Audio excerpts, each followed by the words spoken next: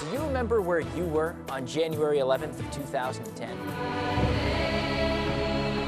James Cameron's Avatar was the top movie at the box office that weekend. Lady Gaga's Bad Romance was dominating the charts. Fellow Americans.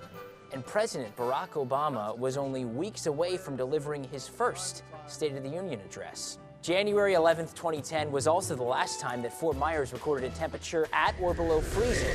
The low that morning at Pagefield Airport in Fort Myers was 31 degrees. But this is Southwest Florida. We're not supposed to see cold like that, right? Well, not so fast. It's true that in recent times, freezing temperatures have been rare. In the last 3 decades, we've only seen temperatures at or below freezing a handful of times. However, it used to be much more common. During the 60s, 70s, and 80s, it was a near yearly occurrence. Our winters are getting warmer. Our friends at Climate Central show that our winters, on average, are running nearly 3 degrees warmer than they did back in the 70s. That's fueled by a noted lack of colder nights, with nearly 5 less nights in the 30s at all than there were back in the 70s, let alone any freezing temperatures. For most of you, I'm guessing you moved to Florida to escape the winter cold, right? I mean, who wouldn't rather have temperatures in the 70s versus freezing temperatures during the winter months? While we're no fan of cold weather here in Florida, the occasional cold we do see has some benefits. Consider these guys, mosquitoes. The cool, dry weather we see during winter usually leads to a drop in their numbers, but as winters get warmer and wetter, Lee County Mosquito Control is staying busy well into the dry season. So it's not just the cooler temperatures, it's also the drier air that allows for us to have a little bit of break from mosquitoes. And then there's this, red tide. These harmful algal blooms often develop during the summer and fall, but die off as waters cool during the winter.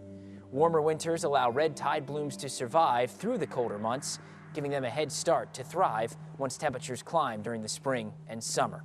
So what's to blame for our warmer winters? Well, first, of course, the impacts of human-made climate change cannot be ignored.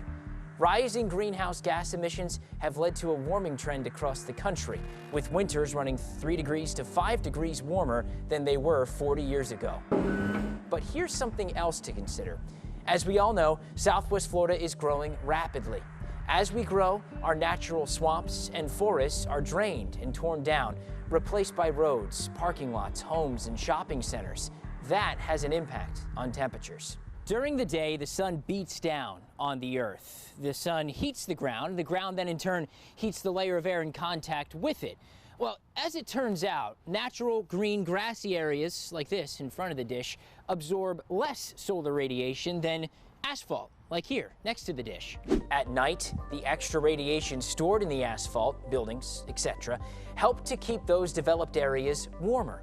It's a phenomenon called the urban heat island effect, and more we're seeing it take hold here in Southwest Florida.